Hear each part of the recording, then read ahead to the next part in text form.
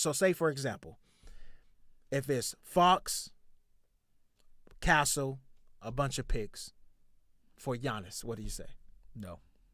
For Anthony Edwards, what do you say? No. Whoa. No. Okay. I'm not doing that. All right. I to me the whole point, like the whole question, I want to make a KD acquisition, a KD Warriors To the acquisition. Warriors, I know what you're saying. Yeah. I don't want to make an acquisition that guts my team. Yeah.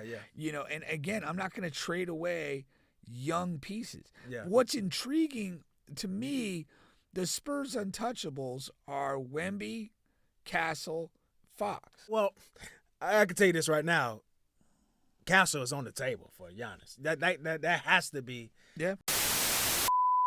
But the Spurs, they are now, and probably has been, right, going over what they want to do this offseason. And they have a big ace in the cards that they can do because they have all of their picks and they have some assets as well. And they can get Giannis or Durant. So the argument is here, if you're the Spurs, who do you go out and get for Wemby and for Fox? Do you get Giannis or do you go and get KD? Now, KD probably going to be a little cheaper to get, okay? And Giannis has a few more years in the tank left, you would assume. Now, his game is, is rough and rugged, so maybe he doesn't age as gracefully as Kevin Durant has. But there you go. Yeah, it is interesting. If you're thinking, longevity, I understand the point you're making about style of play. I mean, but he's just significantly younger than Durant at this point. And I think that he kind of ends up doing more things. I would personally be more intrigued with Giannis, but KD, like his style of play, his efficiency offensively, and again going back to the Olympics, it's something that shines in the Olympics when he's surrounded by other great talents. That he could just score so easily. And again, if he doesn't have to do a whole lot more than that for you to be successful, like he could probably give him a good 3 years of productivity in that role. So you're saying KD? I think it's extremely close. Just based on principle, though, I'd probably have to go with the younger guy. Yeah. I'm just internally, I'm drawn more to guys that can do more things, and I prefer youthful energy and exuberance. But I could definitely see where you could, KD would be very useful. Is your number one choice neither of them? For purposes of the Spurs. Specifically.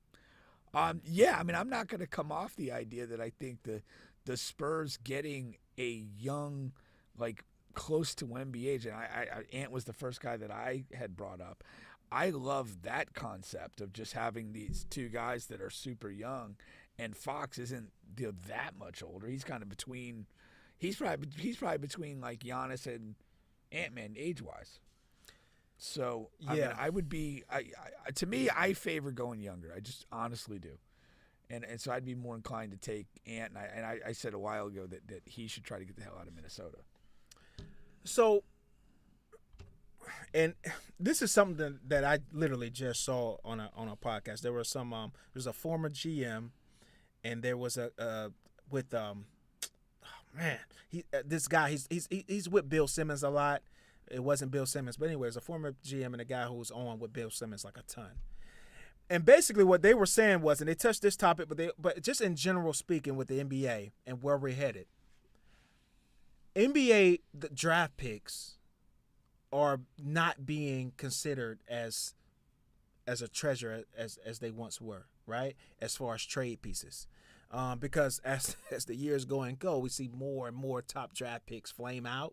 So naturally, these GMs become more hesitant and become more aggressive in asking for more in these trades than just a top draft pick.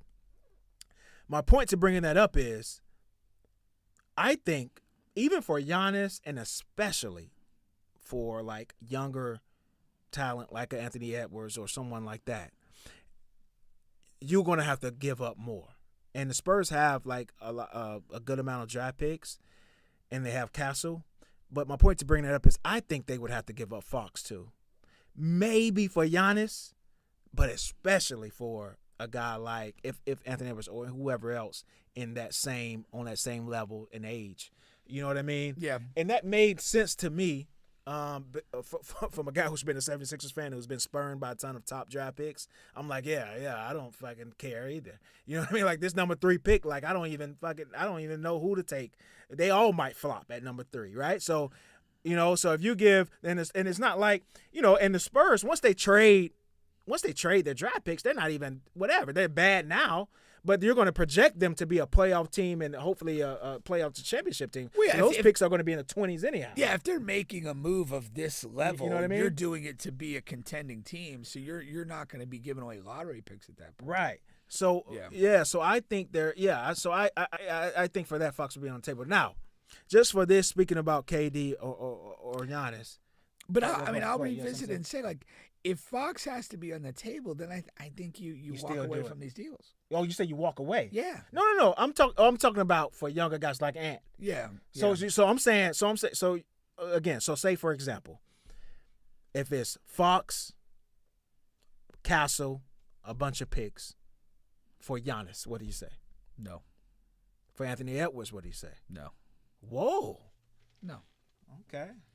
I'm not doing that. All right. I to me the whole point, like the whole question, I want to make a KD acquisition, a KD Warriors to the acquisition. Warriors. I know what you're saying. Yeah. I don't want to make an acquisition that guts my team. Yeah.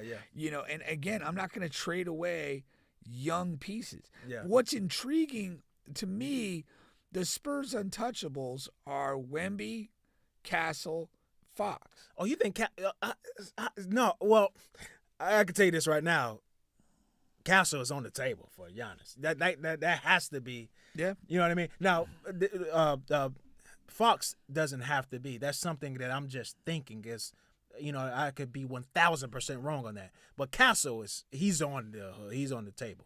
You know what I mean? And then you can find other pieces on your roster to match salaries like Harrison Barnes. If that's what has to happen, then the way I prioritize those trades is what allows me to keep those 3 guys. If I could get KD without moving Castle, but I'd have to. But the point is, if I could get KD without moving Castle, but I have to move him to get Giannis, bingo.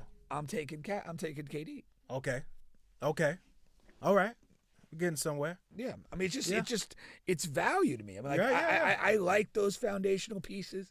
I like their timeline, and to me, I'm not looking to just disrupt a dysfunctional team where. Yeah, I mean, we got some interesting things, but we haven't done anything with it. It doesn't seem to fit. Yeah, everything's on the table. No, that's not how I look at it as a Spur. I'm looking at I like my core, and if I can add to the core, that's fine. I got you. And I'm not so desperate that I'm not afraid to stand still. Either. I wish more because they're bringing in. I wish more teams would do that. They're bringing in what a top. The 2 pick. 2 pick, yeah, number 2. Yeah, so I'm expecting to draft a foundational piece, and if I already have Wemby and Fox and Castle, like that piece doesn't have to be perfect. Yeah, it could be like a Chet piece. Yeah, Chet's very good. Yeah, he's not like an instant all-star or any of that, but they have already this nice structure established. So that's how I'm looking at the number 2 pick. Yeah, and that's why I'm not desperate to make a crazy. The problem with that is the Spurs is in a similar situation to us, but still slightly better because you're number 2. But Harper, he just does not. He doesn't make a ton of sense for the Spurs roster because you already have Castle and you already have Fox. Yeah. And Harper's the same guy. Yeah. Same guy as both of them. So then you're gonna have 3 guards who do the same thing and need the same things. That's tough. But he will be the best player on the board at that point, So, but yeah, I'm with you. I still don't make an impulse decision just because, you know what I mean? Yeah. And then I still want to see if I'm the Spurs. I still want to see Wemby back and before I make crazy moves like that. And that's the biggest unknown. I was talking about that at dinner tonight. It's like I haven't heard anything definitive. I don't. The blood clots are. It's not an ACL or a whatever. There's some long-term uncertainty to how that's going to play out. Yeah. I mean, he is outside playing soccer, So Low intensity. I would hope so. Low intensity. You saw the Those videos? guys. I saw those guys. Yeah, you saw the video? Yeah. You and I could play in that game. Well, I don't know about me. Those guys are probably still better than me. Yeah. I don't even know if I can kick a ball and walk, let alone run. Yeah. Some concerns about that myself. Certainly couldn't do it with your gay Crocs. Oh man, I'm definitely bringing the Crocs out. They're comfortable. You can move around, nice in them. Yeah, man.